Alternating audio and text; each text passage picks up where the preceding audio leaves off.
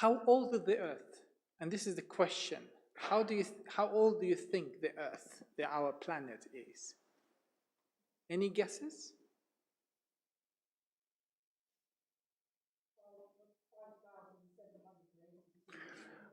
I've been waiting for this. 5,782. Right. That's from the creation of humanity according to our tradition, but not from the creation of the earth. And of course, we don't know how long God's 6 days lasted. So that's the way how science is harmonized with religion, with religious approach. What do you think, scientists? How many million of years? Let's put it this way. Just guess.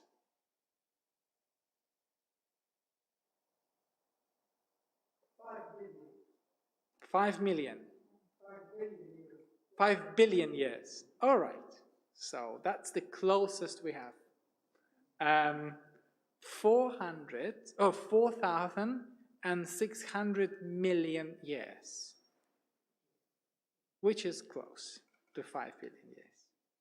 An almost inconceivable time span. To make it easier, Greenpeace scientists came up with this analogy.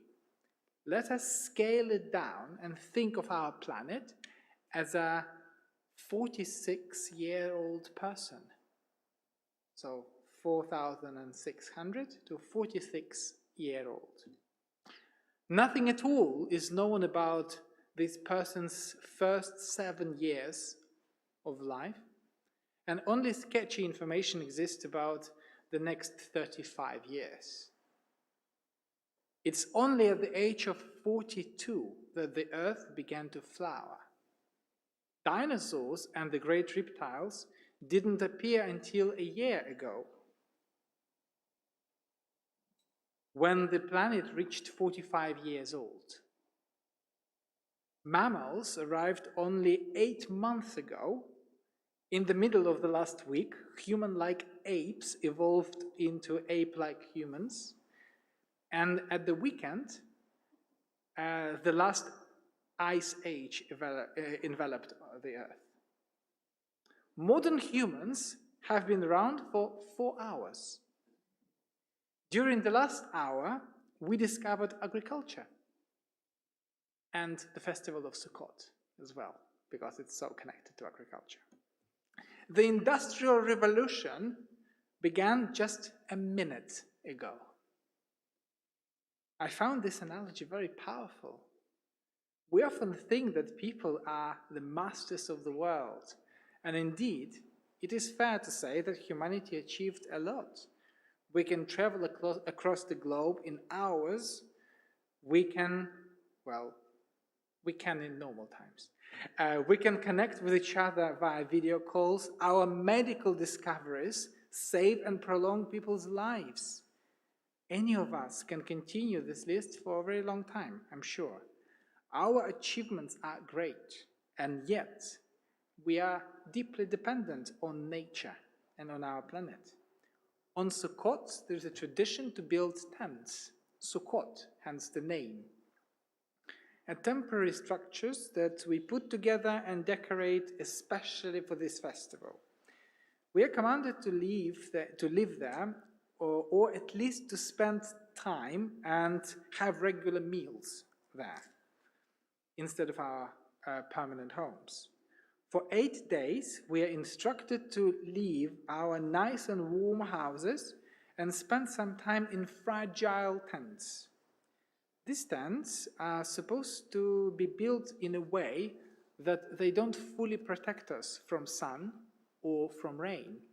At night, you're supposed to see stars through its roof. And it should have at least 3 walls and an entrance, and it's a tent. Vulnerable, fragile tent. On a historical level, it is likely to be connected, this festival is likely to be connected with the harvest period in the Middle East. And Sukkot Sukkot tents used to be our security booths to store and protect our harvest, our fruits. On a level of shared memory and biblical stories, Sukkah is a reminder and reenactment of wandering in the desert after the exodus from Egypt. So these are the tents where our ancestors used to live. On a modern philosophical level, Sukkot is a festival when we connect with nature and remind ourselves of our dependence on it, our fragility, and our responsibility to be guardians of the earth. There is a nice little story that I found in one of the Sukkot collections. It is entitled A Cantor's Successful Prayer. Cantor is a person who sings, who leads the service in music. At the Shmini Atzeret, which is the day after Sukkot, where there is a tradition to recite a prayer for rain. The idea is that without rain there will be drought, and therefore rain is symbol of our safety and food for the next season. The cantor exploited every word of the prayer for rain in order to display his vocal talents. No sooner than the prayer concluded than there was a shower outside. After the service, the cantor was very proud and said to the rabbi, "I'm pleased that God listened to my prayer and that I caused rain to fall." The rabbi quickly answered, "I am not at all surprised. Some time ago, people like you caused a flood." Well, indeed, the blessing of the rain and the punishment of the flood are somehow connected. Sometimes the distinction between a blessing and a curse is not about what we do, or it is not about our intentions, but how much we do it. Too much rain is no good for anybody, for anyone. Too little, not enough. Perhaps this is a hidden message of the festival of Sukkot. People have a lot of power and ability to act. We can use it to preserve nature, save lives, create bridges and connections, but also to harm and destroy it, sometimes by preserving our nature too much.